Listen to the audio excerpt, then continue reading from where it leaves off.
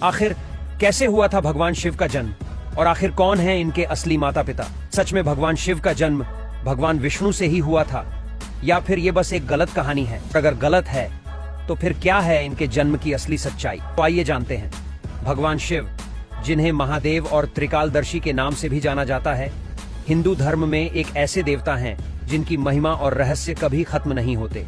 उन्हें अक्सर स्वयंभू यानी अजन्मा माना जाता है, लेकिन कुछ पुराणों और कथाओं में उनके माता पिता का जिक्र भी मिलता है, जो उनके जन्म की कहानी को और भी दिलचस्प बनाता है। अगर आप भी भगवान शिव के सच्चे भक्त हैं, तो कमेंट में हर हर महादेव जरूर लिखें। माना जाता है कि शिव जी का जन्म सीधे ब्रह्मांड की रचना से जुड़ा है। उनका अस्तित्व अनंत काल से है, इसलिए उन्हें साकार और निराकार दोनों रूपों में पूजा जाता है। श्रीमद्भागवत देवी महापुराण के अनुसार शिव जी के माता पिता हैं शक्ति स्वरूप श्री दुर्गा देवी, जिन्हें महामाया और जगदम्बा भी कहा जाता है, और उनके पिता काल ब्रह्मा या काल सदाशिव। यह व्याख्या उस समय की है जब नारद जी ने ब्रह्मा जी से सृष्टि की उत्पत्ति और देवताओं के माता पिता के बारे में पूछा था।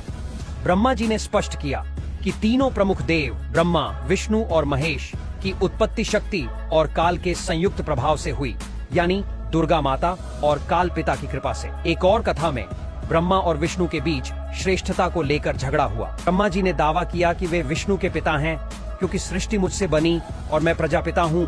वहीं विष्णु ने कहा कि वे ब्रह्मा के पिता हैं क्योंकि ब्रह्मा मेरी नाभि कमल से उत्पन्न हुआ है। इन दोनों कथाओं से यह पता चलता है कि शिव जी का जन्म और अस्तित्व किसी साधारण जन्म की तरह नहीं था, बल्कि ब्रह्मांडीय नियमों और दिव्य शक्तियों के बीच हुआ था। शिव जी का परिवार भी उनके व्यक्तित्व की महिमा को बढ़ाता है और मान्यता है कि शिवलिंग में उनके परिवार का वास है। उनके अस्तित्व का रहस्य इस बात में है कि वे केवल एक देवता नहीं, बल्कि समय और चेतना के प्रतीक हैं। के माता पिता के माध्यम से उनकी उत्पत्ति की व्याख्या यह दर्शाती है कि शिव जी की शक्ति और ज्ञान किसी सृजन या विनाश के बंधनों में नहीं बंधते।